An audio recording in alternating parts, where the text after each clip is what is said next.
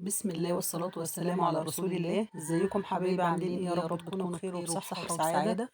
اللهم امين يا رب العالمين. ان شاء الله هنحضر مع بعض النهارده العيش الفلاحي او العيش البلدي او العيش البيتي. هنتكلم عن كل تفاصيل العيش يا جماعة، من اول العجن النهارده يا لحد جماعة الرمي من في الفرن. أول العجن ان شاء لحد الله الرمي في النهارده الفرن. وهنقول كل عجنا تفاصيله وتكاته. وخبزنا بس اللي وطلعنا على لسه اول السطح مرة يشوف وخبزنا القناة أحلى بتاعتي عيش فلاحي. يا ريت إن شاء يشترك لي الله في القناة. هيعجبكم جدا. ما تنسوش تفعلوا زر تستفادوا من الجرس الفيديو على كتير الكل قوي. عشان يوصل لكم بس مننا اللي كل لسه جديد. أول مرة يشوف وما تنسوش قناتي ولسه تحطوا ما اللايك اشتركليش وتتابعوا الفيديو يشترك في للاخر. القناة النهارده هنتكلم عن كل ونفعل زر تفاصيل الجرس العيش عشان يوصلكم الفلاحي، مننا كل جديد. وهندخل الفيديو وما بتاعنا تنسوش على طول. تحطوا اللايك وتتابعوا الفيديو وهنشوف للآخر. احنا حضرنا العيش الفلاحي هنخش بتاعنا الفيديو على طول الجميل وهنشوف احنا الروعة عملنا مع اللي ايه كان في مع بعض منتهى ايه الجمال النهارده. النهارده. حضرناه مع بعض ازاي وعملنا ايه فيه، وتعالوا بينا نشوف احنا عملنا ايه مع بعض. انا معايا يا جماعة حوالي 6 كيلو دقيق. انا مستخدمة دقيق الاهرامات، دقيق متعدد الاستخدامات. حطيت طبعا كيلو دقيق بياخد معلقة ملح يا جماعة.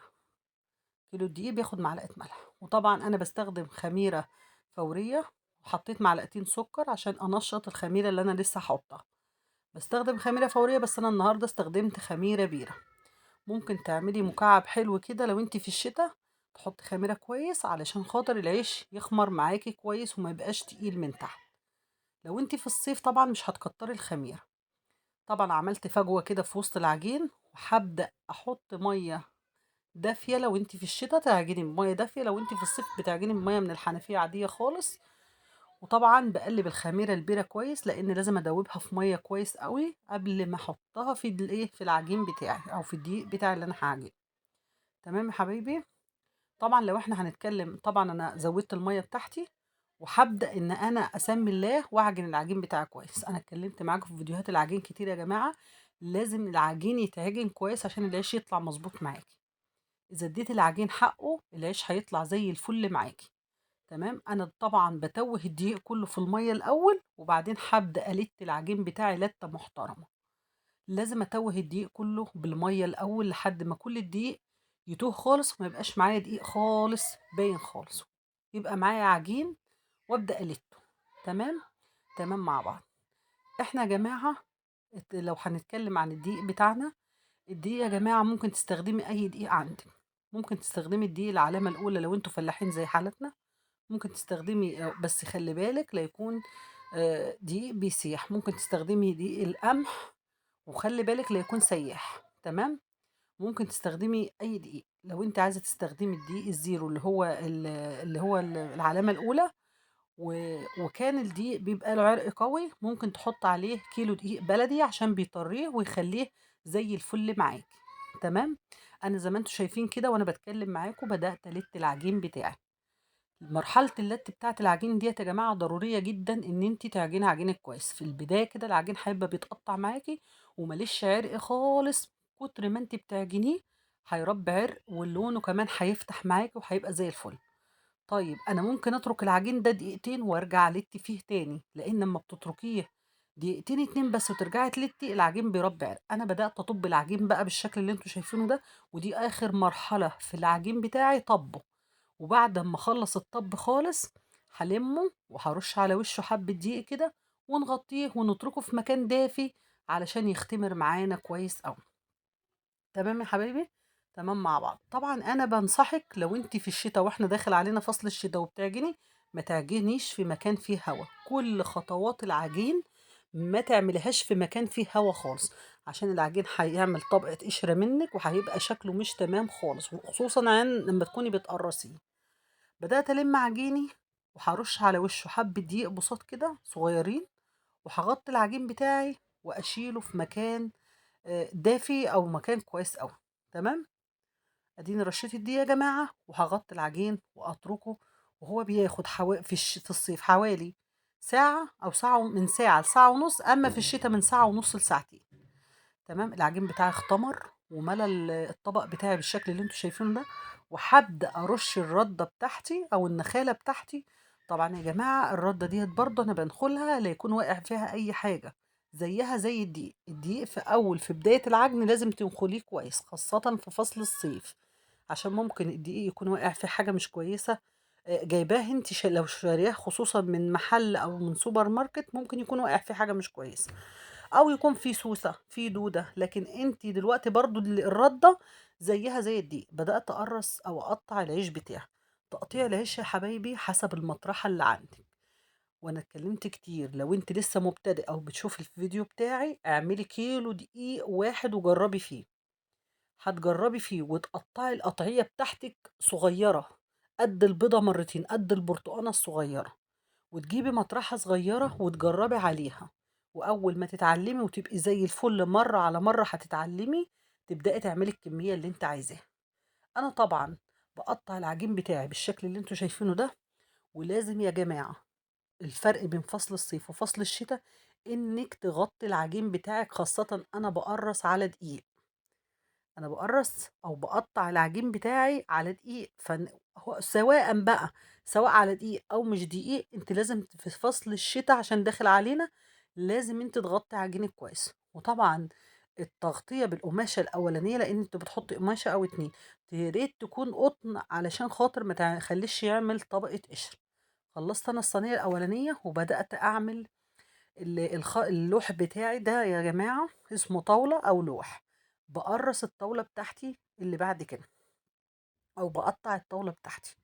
أنا بقطع حسب المطرحة بتاعتي، المطرحة بتاعتي كبيرة فبقطع الأرغفة بتاعتي كبيرة. تمام مع بعض تمام. طبعا أنا بعد ما بخلصه تقطيع خالص لازم بسيبه يختمر كمان مرة. بتركه حوالي من 10 دقايق لربع ساعة لما العيش يختمر كمان مرة. وابدا اخبز او اسخن الفرن بتاعي. لو هتخبزي في الفرن الغاز، ابدأي سخني فرنك قبلها ب10 دقايق، قبل الخبيز ب10 دقايق، عشان العيش يدخل يبقى الفرن سخن. انا طبعا النهارده خبزت في الفرن البلدي وطلعت على السطح يا جماعة واشتغلنا في الفرن البلدي النهارده. فطبعا الفرن البلدي برضو بيتحمي او لازم يتسخن، بس بتفضلي تولعي تحته شوية كتار اكتر من الفرن الغاز. فأول ما يعني وأنا باقرّص أو باقطّع العجين كده بابقى باشغّل الفرن البلدي على طول. تمام، تمام مع بعض. طبعًا أنا كده خلاص الكمية على وشك إن أنا خلّصتها تقطيع خالص. وهنشوف الخطوة اللي بعد كده إحنا هنبدأ نعمل إيه. أنا باغطّي العجين يا جماعة وبأكّد، علشان في واحدة أخت حبيبتي سألتني وقالت لي العيش بتاعي بيعمل طبقة قشرة مش تمام. طبعًا أنا بانصح بإنِّك لا تقعدي في الهوا وأنتِ بتقطّعي العجين بتاعِك، ولا م و ولازم تغطّيه، والغطا بتاعِك ما يبقاش غطا واحد، لازم تغطّي بقطعة و2 و3 علشان خاطر ما يعملش طبقة من فوق ويخلّي شكل العيش مش تمام معايا. تمام، تمام مع بعض. زي ما إحنا مستمرين كده في تقطيع العجين وقرّبنا نخلّصه مع بعض، بعد كده هنشوف كده إحنا شُفنا مع بعض العجين وشُفنا مع بعض التقطيع. هنبدأ نشوف بقى إيه رَح العيش ورميانه في الفرن. تمام يا حبايبي؟ تمام مع بعض.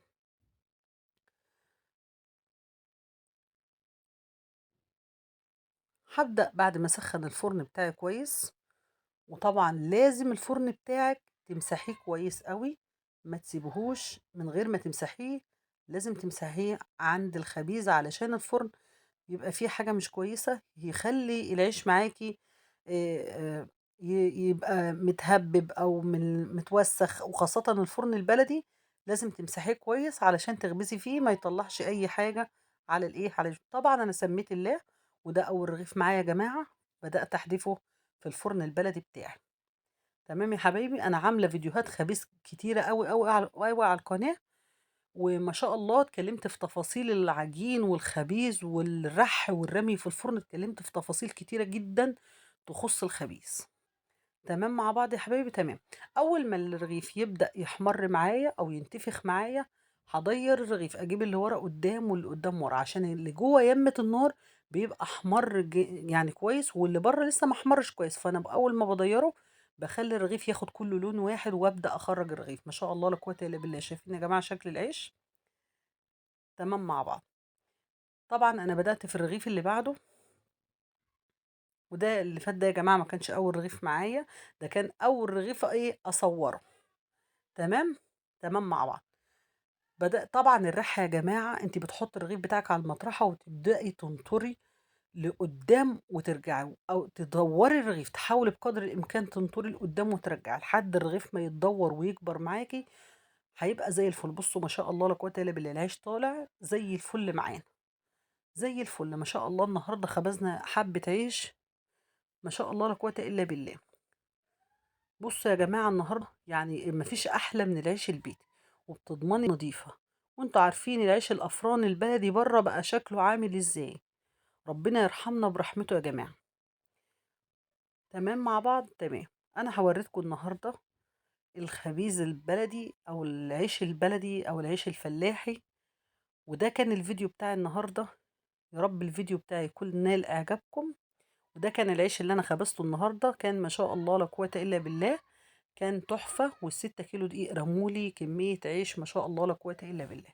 اللي عجبه الفيديو يا جماعة ولسه مشتركش في القناة يا ريت يشترك لي، ويا ريتكم تفعلوا زر الجرس على الكل عشان يوصل لكم كل جديد مننا. وما تنسوش تحطوا اللايك عشان الفيديو يرتفع وقناتنا تكبر بيكم. وما تنسوش تصلوا على الرسول صلى الله عليه وسلم.